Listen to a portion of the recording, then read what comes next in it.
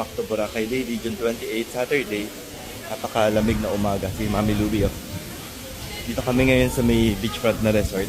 Kakaiba talaga pag beachfront. Sobrang sarap. Pagkagising mo, bababa ka. Ayan, nasa beach ka na agad. Ayun ako, maglalangoy ka sa dagat. Napakasarap. Yun sa ina-stayan namin ngayon. Nasa harap lang siya ng sakayan ng mga bangka dito sa Station 3. Pero ngayon araw, lipat lahat ng mga sakayan sa likod. Nandun sila ngayon sa back beach or di Balabog Beach. Ito po yung main beach ng Boracay, di ba? Yung Station 3, Station 2, tapos Station 1. Yung back beach po, yun po yung Balabog. Pag ganitong panahon po, mahangin po talaga.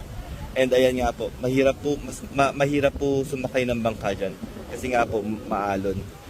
Pero sa likod po ng nitong main beach, flat po yung tubig doon.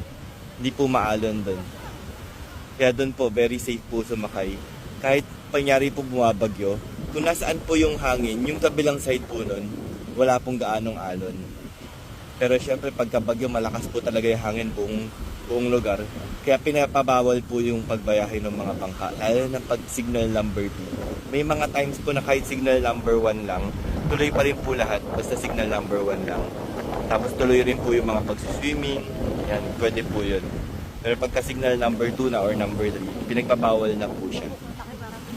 Anyway, kain po muna kami breakfast. See you again tomorrow. Thank you for watching. Bye-bye.